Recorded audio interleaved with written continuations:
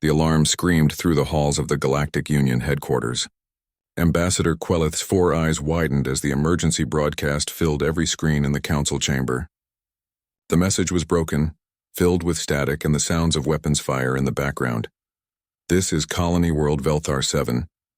We are under attack, requesting immediate assistance. They came from nowhere. Our shields are failing. Please, anyone who can hear this, we need help. They're killing everyone. The transmission cut to silence. Quelith's long ears drooped as she looked around the circular chamber at the other council members. Every species represented here shared one thing in common. They had all evolved as prey animals. The Velthari were rabbit-like creatures with powerful legs built for running. The Tross were former herd animals with thick skin and defensive spines. The Quillen had evolved from small bird-like ancestors who nested in high places away from danger. Not a single species in the Union had ever been a predator. For 10,000 years, this had been the foundation of galactic peace. Prey species understood cooperation. They built societies on mutual protection and shared resources. War was rare because everyone understood the value of avoiding conflict. Their military forces existed only for defense, focused on shields and barriers and retreat strategies. But now something had changed.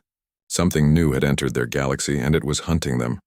Council leader Vren stepped forward on his 6 legs. His voice was steady, but everyone could smell the fear pheromones he was releasing. This is the 4th colony we've lost in 6 days. The Kresh swarm is moving faster than we predicted. Our defense fleets can't stop them. Because we're not trying to stop them, said General Thok of the Tross military. We're just slowing them down. Every engagement is a fighting retreat. We evacuate civilians, fall back to the next defensive line, and wait for them to attack again. This isn't war. This is just delayed extinction. Quelith accessed her datapad and pulled up the tactical reports. The Kresh were like nothing they had encountered before. They were pure predators, hunting in massive swarms of ships that overwhelmed defensive positions through sheer numbers. Their tactics were simple and brutal. They would target the weakest colonies first, drive populations into concentrated areas, then attack when everyone was trapped together. It was efficient. It was terrifying. It was working. We need a different approach, Quelith said quietly. Our entire civilization is built on defensive thinking. We need to consult with someone who understands offense. The chamber went silent. Everyone knew what she was suggesting. What she was suggesting was forbidden. What she was suggesting was desperate.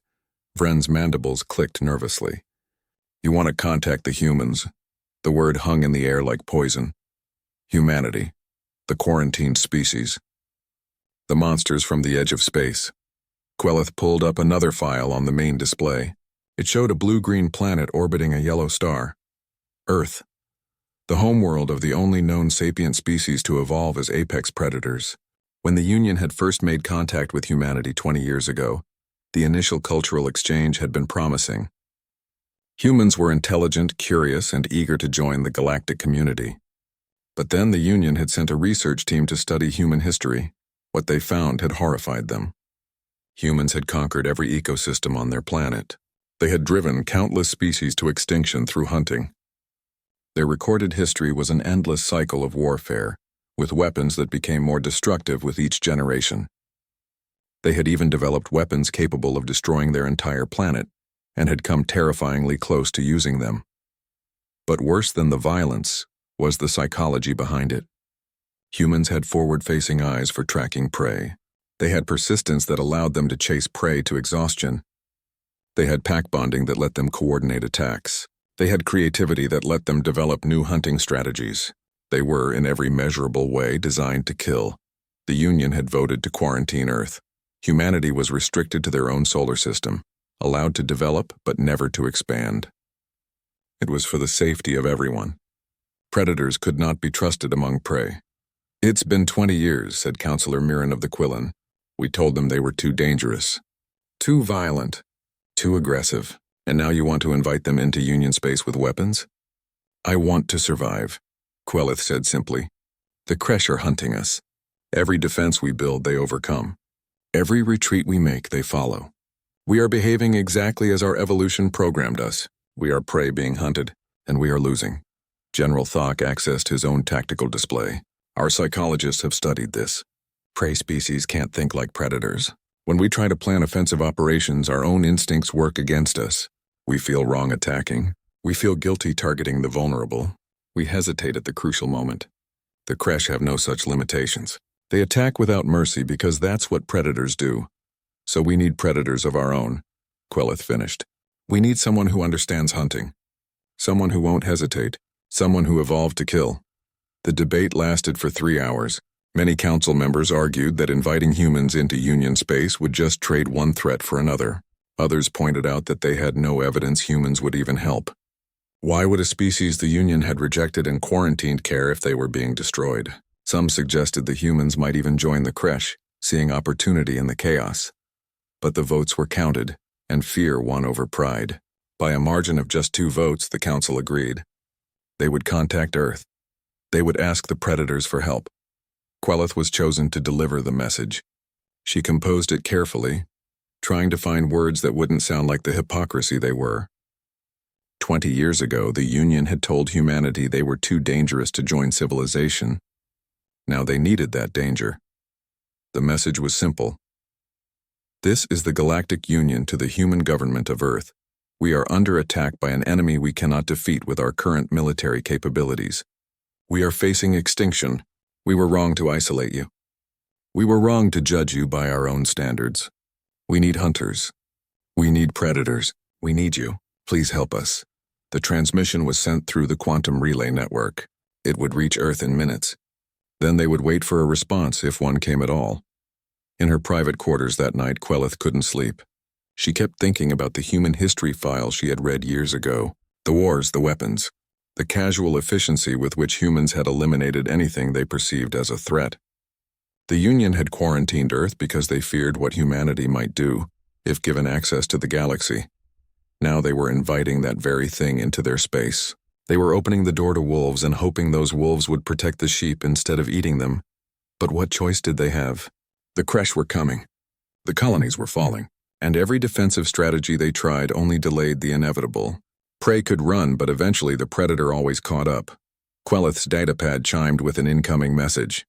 She opened it with trembling hands. It was a response from Earth, just 3 words, but they sent chills through her entire body. We are coming. The humans were coming. The predators were coming. Whether that meant salvation or doom, they would find out soon enough. The galaxy was about to learn what happened when you invited monsters to fight monsters. And Quelith wondered if they would survive the cure more than they would have survived the disease. The human ship dropped out of faster-than-light travel at the edge of Union space, and every sensor in the system immediately focused on it. The vessel was designated UNS Valkyrie, and it looked nothing like any ship the Union had ever built. Where Union vessels were smooth and curved with rounded edges designed to appear non-threatening, the Valkyrie was all sharp angles and aggressive lines. Weapon ports covered its hull like the scales of some ancient predator. Point defense cannons tracked in every direction. Missile tubes were visible even from a distance. The ship didn't just carry weapons. It was a weapon. Ambassador Quelith watched from the observation deck as the Valkyrie approached the station. Her heart was beating fast. This was what they had asked for. This was what they needed. But seeing it in person made the reality terrifying. The humans had sent a warship to a diplomatic meeting. That told her everything about how they viewed the universe. The docking procedure took longer than normal.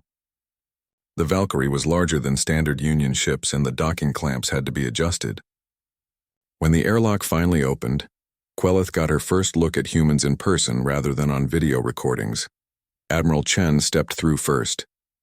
She was shorter than Quelith had expected, barely reaching Quelith's shoulder, but there was something in the way she moved that made size irrelevant. Chen's eyes swept across the docking bay in a constant scan, never resting, always searching. Those eyes were facing forward, positioned for tracking and hunting. When they locked onto Quelith, the ambassador had to fight the urge to run. Direct eye contact was a dominance display among prey species. You looked away to show you weren't a threat, but Chen didn't look away.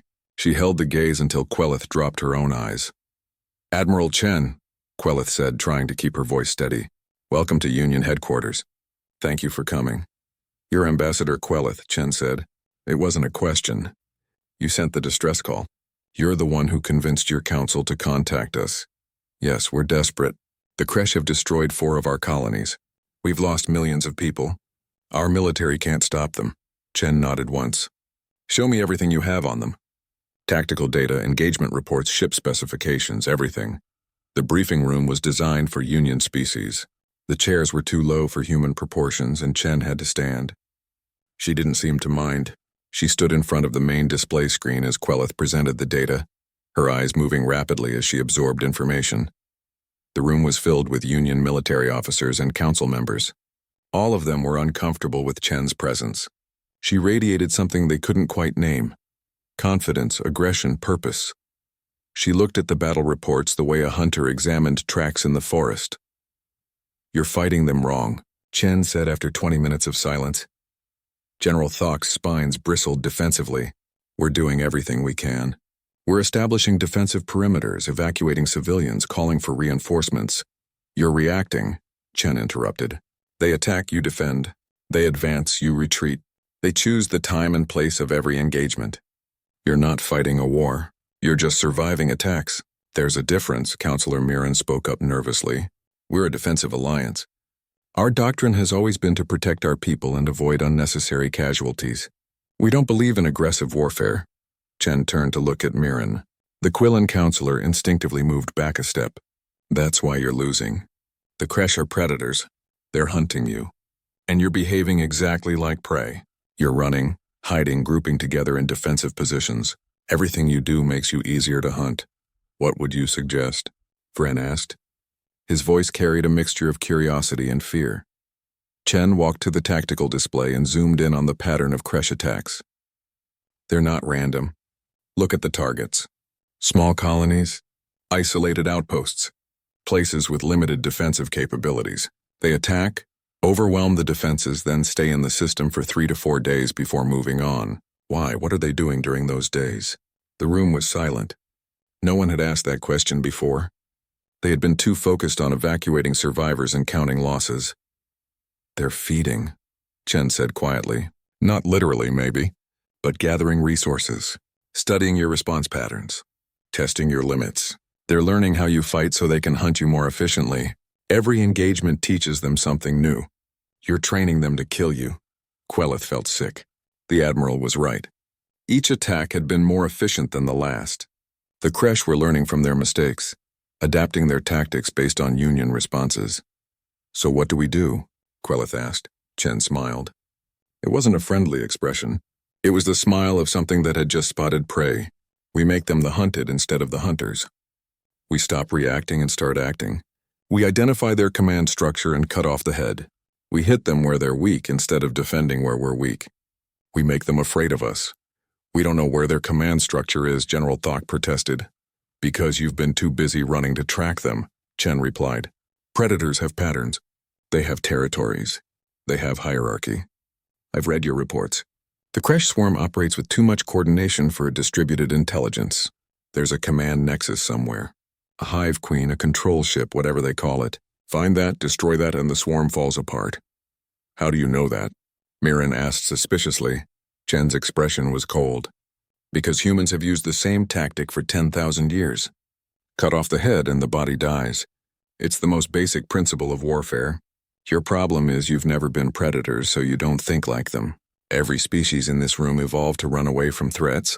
Humans evolved to chase them down and kill them. That's why you need us."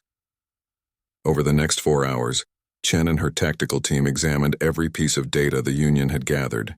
They asked questions that made the Union officers uncomfortable. What were acceptable casualty rates? Could they sacrifice 1 colony to save 3? Would they be willing to let civilians die if it meant destroying enemy command structure? How far were they willing to go to win?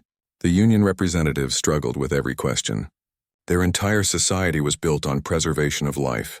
The idea of calculated sacrifice went against everything they believed. But Chen was relentless. War wasn't about what you believed. It was about what you were willing to do. Finally, Chen made her assessment. "The Kresh are coming. Your projections show they'll reach the core worlds in 30 days. Your defensive strategy will last maybe 20 days before complete collapse. You'll lose a dozen more colonies and billions of lives, unless you're willing to change how you fight." "What are you proposing?" Vren asked. Chen pulled up a tactical display showing human fleet positions. "I'm bringing the Terran Defense Fleet through Union space. We're going to track the Kresh, Find their command nexus and destroy it. But I need something from you. I need you to stop running. Stop evacuating. Stop showing them you're afraid. You want us to leave civilians in danger? Quelith was horrified. I want you to stop making it easy for them to hunt you. Chen corrected. Every time you evacuate a colony, you're telling them they've won. You're confirming they're the predators and you're the prey. We need to change that dynamic. We need them to think you've stopped running, that you're willing to fight. While they're focused on that, we'll be hunting them. The room erupted in protest. The idea of leaving civilians unprotected was unthinkable. It violated every principle the Union stood for. But Chen stood calmly in the center of the chaos, waiting for them to understand what she already knew. Eventually, Quelith raised her hand for silence. If we do this, if we trust your plan, what happens after? What happens when the Kresh are gone and you have a fleet of warships in Union space? Chen met her eyes again. That same direct predatory stare. That depends on whether you've learned anything. The galaxy isn't safe. It never was. You built a civilization on the hope that everyone would be peaceful. But peace only exists when someone is capable of violence on behalf of those who aren't. You needed wolves. You got them. The question is whether you can live with that. The vote was called. By a narrow margin, the Union agreed to Chen's plan. The human fleet would hunt the Kresh, and the galaxy was about to learn what happened when prey called in bigger predators for help. The Terran Defense Fleet arrived in Union space like a storm. 30 warships dropped out of faster-than-light travel in perfect formation, and every Union sensor operator felt their blood run cold. The humans hadn't just sent military ships. They had sent a fleet designed for one purpose: overwhelming offensive capability. Ambassador Quelith watched the fleet maneuvers from the command center and tried not to show her fear. Each human ship bristled with weapons. Their movements were precise and aggressive. They didn't position defensively. They positioned for attack, maintaining overlapping fields of fire and constant scanning patterns. These weren't defenders. These were hunters. Admiral Chen established her command post on the UNS Valkyrie and immediately began coordinating with Union forces. But her orders confused and horrified everyone. When the Kresh attacked Colony World Velthar 9, Chen ordered the Union fleet to stand down, to do nothing, to let the attack happen. Quelith burst into the command center, her ears flat against her head in distress. Admiral, Velthar 9 is under attack right now. 2 million people are on that colony. We have ships in range. Why aren't we defending them? Chen didn't look up from her tactical displays. Because we're hunting, not defending. The Kresh need to think their pattern is working. They need to feel confident. Predators are most vulnerable when they think they've caught their prey. You're sacrificing 2 million people as bait? Quelith's voice shook with anger. Chen finally turned to face her. Those forward-facing predator eyes were calm and cold. I'm saving 20 million people on the next 5 colonies they'll attack. War isn't about saving everyone. It's about making choices that minimize total casualties. I know you don't like it. I know it goes against everything your species believes. But this is what you asked for when you called us. Quelith wanted to argue, wanted to order the evacuation herself, but she knew Chen was right. The Union way of fighting had failed. They had lost 4 colonies already using their own tactics. If they wanted different results, they needed different methods, even if those methods felt wrong in every instinct of her prey species' brain. What exactly are you doing? Quelith asked quietly. Chen pulled up a holographic display of the Kresh attack patterns. I'm watching them hunt. Every engagement gives us more data. See here? The Kresh send scout ships first. They probe defenses, identify weak points, then call in the main swarm. The attack always follows the same pattern because it works. But watch what happens after the attack. The display showed Kresh ships spreading throughout the conquered system. They would remain for 3 to 4 days, sending encrypted transmissions on specific frequencies. Then the entire swarm would move to the next target in a coordinated jump. Those transmissions, Chen continued, they're not random. There's a pattern. They're reporting back to a command structure. And look at the timing. Every swarm reports in at the same galactic time index. That means all the swarms are coordinated by a central intelligence that operates on a specific schedule. Captain Okonkwo, one of Chen's tactical officers, brought up additional data. We've been tracking their movement patterns across 17 engagements. The swarms always move in a specific direction after each attack. They're not random raiders. They're advancing along a calculated path. If we extrapolate backward, The display shifted, showing projected paths going back through space. All the lines converged on a single region deep in uncharted space, a dark zone that the Union had never explored because their prey species instincts told them to avoid unknown dangers. There, Chen said, pointing at the convergence point. That's where their command nexus is. That's what we need to destroy.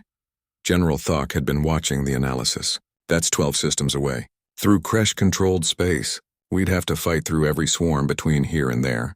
Our fleet would be destroyed before we got close. Chen smiled that predator smile again. Not if we don't fight them. Predators are predictable. They follow their prey. They don't expect their prey to run toward danger. We're going to do exactly what they don't expect. We're going to sprint past them while they're busy hunting Union colonies. The plan was insane. Chen wanted to take the entire human fleet on a deep strike mission straight through Kresh territory. They would use reckless faster-than-light jumps through dangerous space, moving so fast the Kresh couldn't coordinate a response. They would bypass the swarms entirely and strike at the heart of Kresh Command. You'll have no support, Thok protested. No supply lines. No reinforcements. If you fail, you'll be trapped in enemy territory with no way home. We won't fail, Chen said simply, because we're not prey. We don't run from danger. We run toward it. That's what makes us effective predators. But Chen had another element to her plan, one that made Quelith's blood run even colder. While we're hunting their command structure, the Union fleet needs to learn how to fight like predators instead of prey. Captain Okonkwo will remain here with a training cadre. She's going to teach your forces new tactics. Over the next 3 days, Captain Okonkwo began the uncomfortable task of teaching Union species to fight like predators. She introduced concepts that were completely foreign to prey species psychology. Ambush tactics. Okonkwo explained to a room full of Union officers. You hide, you wait. You attack when the enemy is vulnerable. I know this feels wrong. I know your instincts say hiding is what you do to avoid danger, not create it. But that's the point. You need to think like hunters. She taught them about feigned retreats. You run away. The enemy chases. They think they're winning. Then you turn around and attack when they're spread out and overconfident. Use their predator instincts against them. She taught them about targeting the vulnerable. In war, you attack where the enemy is weakest. Yes, that might mean hitting supply lines where civilians work. It might mean targeting command ships even if it causes collateral damage. I know you don't like it, but that's how you win. Some species adapted to the training. The Tross, with their natural aggression when cornered, learned quickly. The Vilthari struggled more. Their entire psychology built around escape rather than confrontation. Many officers couldn't complete the training. The mental strain of forcing their minds to think like predators against millions of years of evolution was too much. But some succeeded. Quelith watched as a young Velthari commander named Sareth completed an ambush simulation perfectly.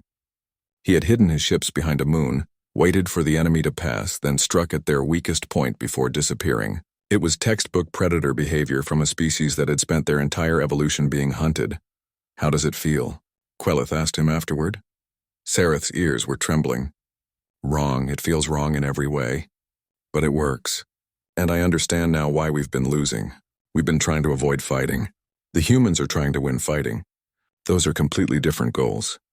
Meanwhile, Admiral Chen prepared her fleet for the deep strike. She met with her captains one final time before departure. This is going to be dangerous. We're going to make FTL jumps through hazardous space. We're going to push our ships beyond safe limits. We're going to do things that would make any sane prey species turn back. But we're not prey. We're human, and humans don't back down from a hunt. The human fleet departed 3 days after the fall of Velthar 9. They jumped immediately into faster-than-light travel, disappearing from Union sensors. Quelith watched them go and felt a mixture of hope and terror. The humans were hunting the Kresh, but what happened if the hunt failed? What happened if the predators she had invited in couldn't defeat the predators that were hunting them? Captain Okonkwo found her on the observation deck. They'll succeed. Chen is the best hunter in the fleet. She's never lost a target. What if she does this time? Quelith asked. Okonkwo's expression was serious. Then we're all dead anyway. The Kresh won't stop until they've consumed every Union world. Your only chance is to stop being prey. That means trusting the humans to do what we do best. Hunt. Deep in Kresh-controlled space, the human fleet moved like a spear through the darkness. They jumped through radiation zones that would have killed prey species crews. They navigated asteroid fields at speeds that should have been impossible. They used drone screens as shields, sacrificing machines to maintain momentum. Every decision was aggressive. Every choice was offensive, and in their wake, the crash swarms began to realize something was wrong. Their prey wasn't running anymore. Their prey was hunting, and that changed everything. The human fleet had been traveling through crash space for 7 days when Admiral Chen called for a halt. They dropped out of faster-than-light travel at the edge of a nebula, and every captain immediately understood why. Through the swirling gases ahead, sensor readings detected something massive, a structure larger than any ship, a station that pulsed with energy and transmitted signals across dozens of frequencies. "That's it," Chen said quietly from the command bridge of the Valkyrie. "That's their hive nexus. That's what's controlling the swarms." The structure was enormous. It was built from organic and metallic materials fused together in ways that seemed impossible. Thousands of crash ships orbited around it like insects around a nest. The station itself was heavily defended with weapons covering every approach vector. Taking it would require going through all those defenses. It would require accepting massive casualties. It would require being willing to die for the mission. "All ships, this is Admiral Chen," she broadcast on the fleet channel. "We came here to do a job. To cut the head off the crash command structure. There are a lot of them. They have defensive advantage. They're ready for a fight. But here's what they don't know. They've never fought humans before. They've never faced a species that evolved to hunt in packs. They've never encountered predators that are better at killing than they are. Today we show them what apex predators look like. All ships, attack pattern Omega, no retreat, no surrender. We end this now." The human fleet accelerated toward the hive nexus. The crash responded immediately, launching waves of fighter craft and activating defensive weapons. The space between the fleet and the station filled with weapons fire. Human ships took hits, shields flaring and armor burning. But they didn't slow down. They didn't pull back. They kept pushing forward with relentless momentum. This was what prey species could never do. They would have retreated at the first sign of heavy resistance. They would have pulled back to reassess and regroup. But humans didn't work that way. Once committed to the hunt, they pursued until either they succeeded or they died. There was no middle ground. The UNS Valkyrie led the charge, Chen standing calmly on the bridge as explosions rocked the ship around her. "Target their weapons platforms. Clear a path for the boarding teams. All power to forward shields. Keep pushing." Human fighters screamed through Kresh defensive lines using tactics the Kresh had never seen before. They worked in coordinated packs, one ship drawing fire while others struck from unexpected angles. They used kamikaze drones as shields, sacrificing machines without hesitation to protect the pilots. They adapted instantly when the Kresh changed tactics, showing the kind of individual creativity that came from being pack hunters who could think independently while still coordinating as a group. The Kresh were deadly fighters. Their ships were fast and their weapons were powerful, but they were ambush predators, designed for overwhelming isolated prey. They had never fought something that fought back with equal aggression. They had never encountered prey that acted like predators. Captain Rodriguez piloted his fighter through a swarm of Kresh craft, his weapon systems tracking multiple targets simultaneously. "These guys are good," he commented over the comm channel. "But they're too predictable. They all attack the same way. They don't improvise." "That's because they're being controlled by the hive nexus," Chen replied from the Valkyrie. "They're not independent thinkers. That's their weakness. They're only as smart as whatever is commanding them. Once we take out the hive queen, they lose coordination." The battle raged for 3 hours. Human ships pushed deeper into the defensive perimeter, taking casualties but never wavering. The UNS Sparta was destroyed when its reactor was breached. The UNS Wellington lost half its crew to a direct hit. The UNS Churchill was disabled and had to be abandoned. But the fleet kept advancing, kept pushing, kept hunting. Finally, the Valkyrie and 6 other ships broke through the defensive line and reached the hive nexus itself. Chen gave the order immediately. "All Marine units, prepare for boarding action. We're taking that station." This was the most dangerous part. Close quarters combat against an enemy on their own territory.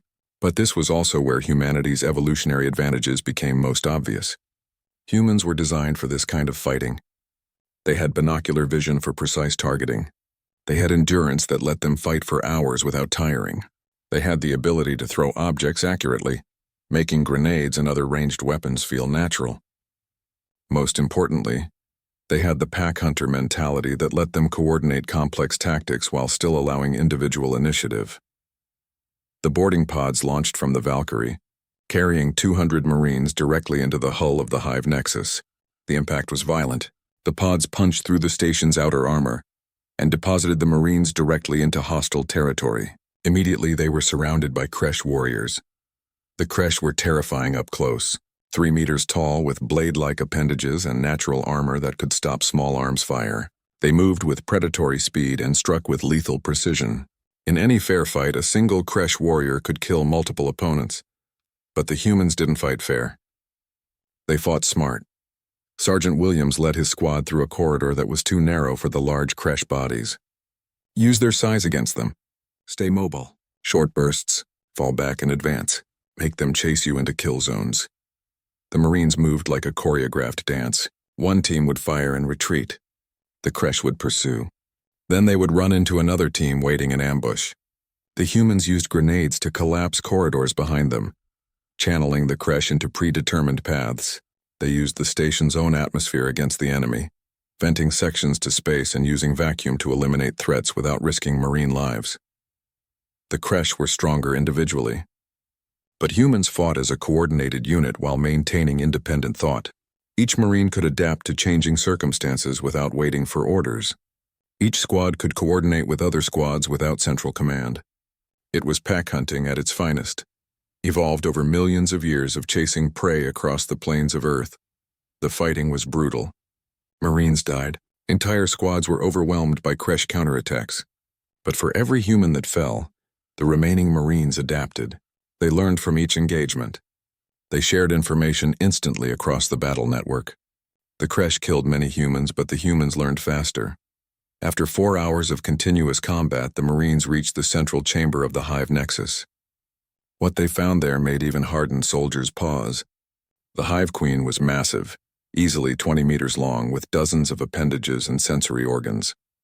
She was surrounded by hundreds of Kresh warriors. The entire chamber was designed to protect her. Admiral Chen had come with the boarding teams. She stood at the entrance to the chamber, examining the defenses with a tactical eye, suppressing fire on the warriors, grenades on the left flank. Demo team, prepare charges on the support pillars. We're bringing this whole chamber down on top of her. Admiral will be caught in the collapse, one of the Marines protested. Chen's expression was cold. Then we better move fast. All teams execute. What followed was controlled chaos. Marines poured into the chamber from multiple entry points simultaneously. The Kresh warriors rushed to defend their queen exactly as Chen predicted. While they were focused on the frontal assault, the demolition team set charges on the massive support pillars holding up the chamber ceiling. The Hive Queen realized too late what was happening. She tried to retreat, but something that large couldn't move quickly. Chen personally led the final assault, fighting through Kresh warriors with the kind of calm efficiency that came from years of combat experience. She reached the queen and placed the final explosive charge directly on the creature's central body mass. All teams, fall back now, Chen ordered. 10 seconds to detonation.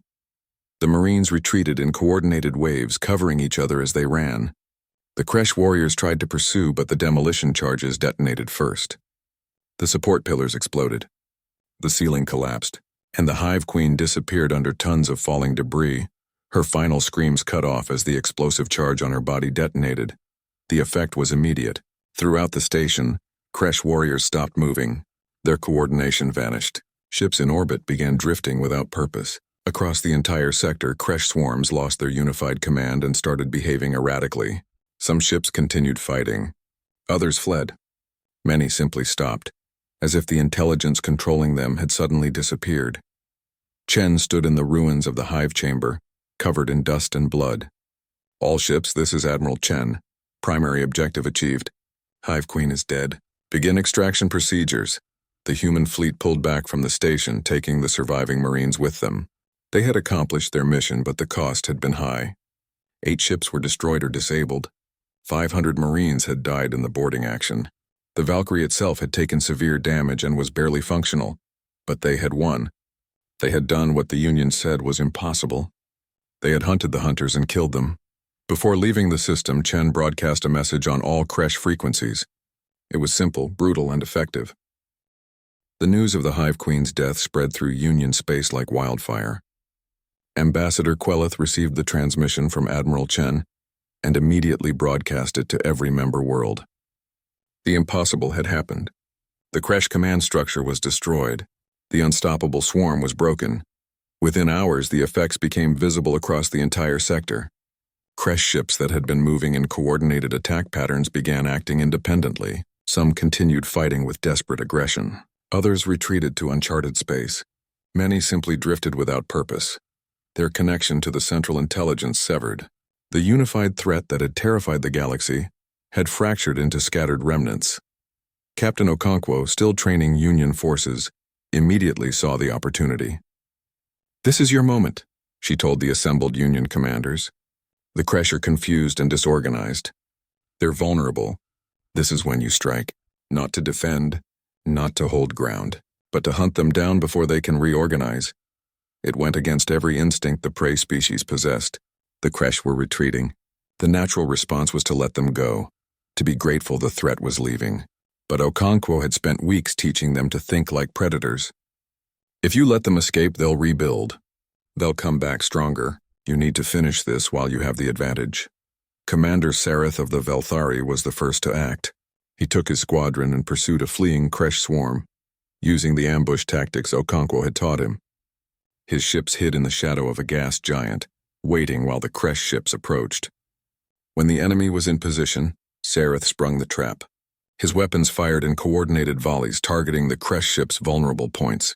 It was textbook predator behavior from a species that had evolved as prey. The battle lasted only 12 minutes. The Kresh, without their hive coordination, couldn't adapt to the ambush. They were destroyed before they could mount an effective response. Sareth's ships took minimal damage. It was the first time in Union history that a prey species force had achieved a decisive offensive victory against a predator species. Other Union commanders followed Sareth's example. Over the next 2 weeks, coordinated hunts tracked down scattered Kresh remnants across a dozen systems. The prey had learned to hunt, and they were good at it. Not as naturally skilled as humans, but effective enough to eliminate the threat.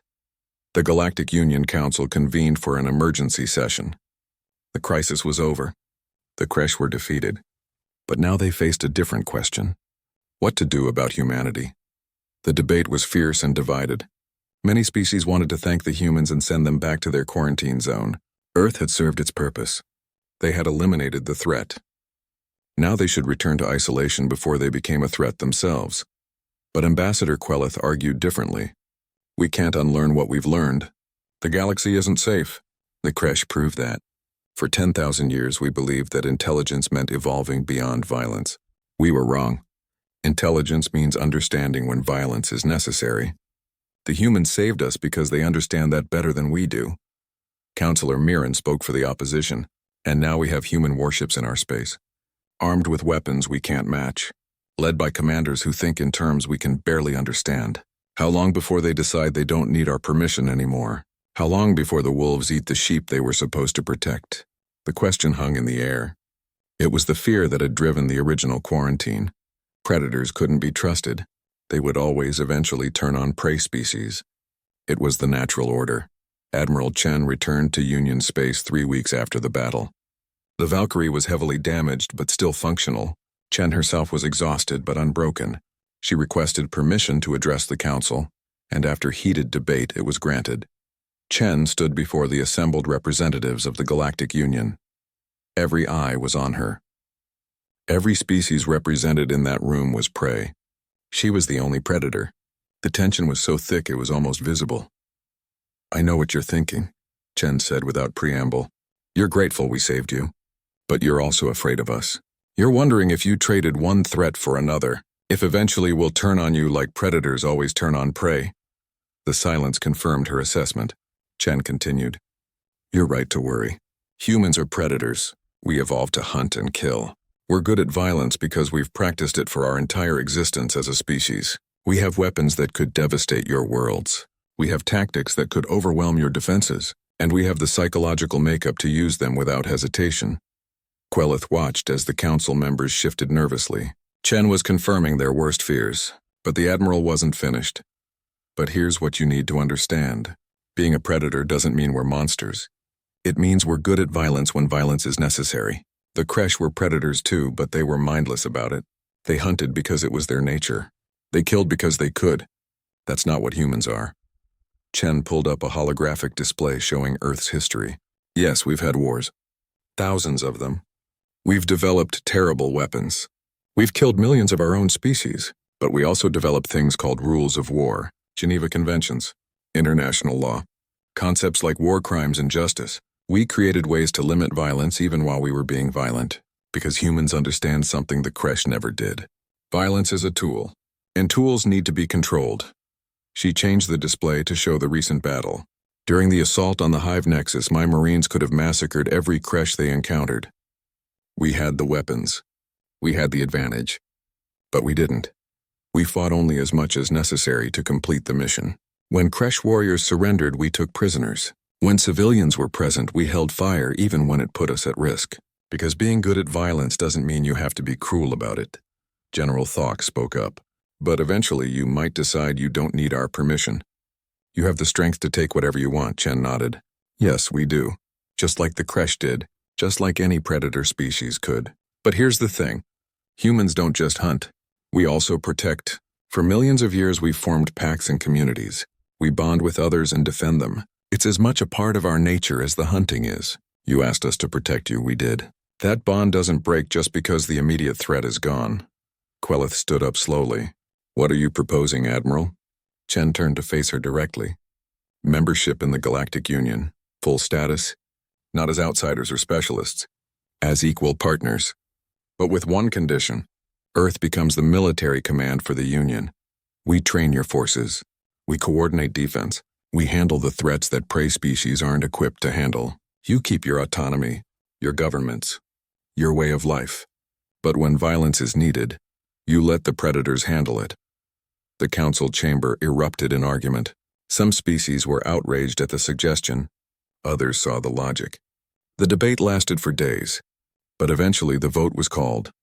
The measure passed by a wider margin than the original distress call had. Humanity would join the Galactic Union as full members. The quarantine was lifted, and Earth would serve as the sword and shield for a civilization of prey species. Quelith met with Chen privately after the vote. I hope we haven't made a mistake, she said quietly. Chen's expression was serious. So do I, but here's what I know. The galaxy is dangerous. There are threats out there you haven't encountered yet. Prey species survived by avoiding danger, but eventually danger comes whether you avoid it or not. When that happens, you need someone who doesn't run, someone who knows how to fight. That's what humans are. We're not perfect. We're not peaceful. But we're what you need. Over the following months, the integration began. Human military advisors were stationed at Union worlds. Mixed fleets began training exercises. Slowly, carefully, prey species and predators learned to work together. It wasn't easy. Cultural differences caused friction. Predator psychology still made many species uncomfortable. But it worked. The Kresh threat was eliminated. The scattered remnants were hunted down and either destroyed or driven so far into uncharted space they would never return. The Union was safe. For now. But 3 months after the battle, something happened that no one expected. A deep space monitoring station at the edge of Union territory detected something. A signal. Old. Powerful. Coming from beyond the galactic rim, the signal was analyzed by human cryptographers working with Union linguists. When they finally decoded it, the message was simple and terrifying. Fascinating. Sapient prey species that learn to coordinate with predators, and the predators themselves show remarkable restraint. This will make the hunt more interesting. We are coming. Prepare yourselves. Admiral Chen read the decoded message 3 times before summoning her staff. Whatever had sent that message was old, ancient, and it was moving toward Union space. Something that had been hunting across galaxies for longer than human civilization had existed. Something that saw the defeat of the Kresh not as a threat but as an opportunity. For the first time in her career, Chen felt something she hadn't experienced since childhood. Fear. Not of fighting. Not of dying. But fear that she might have finally encountered something that humans couldn't beat. Something bigger,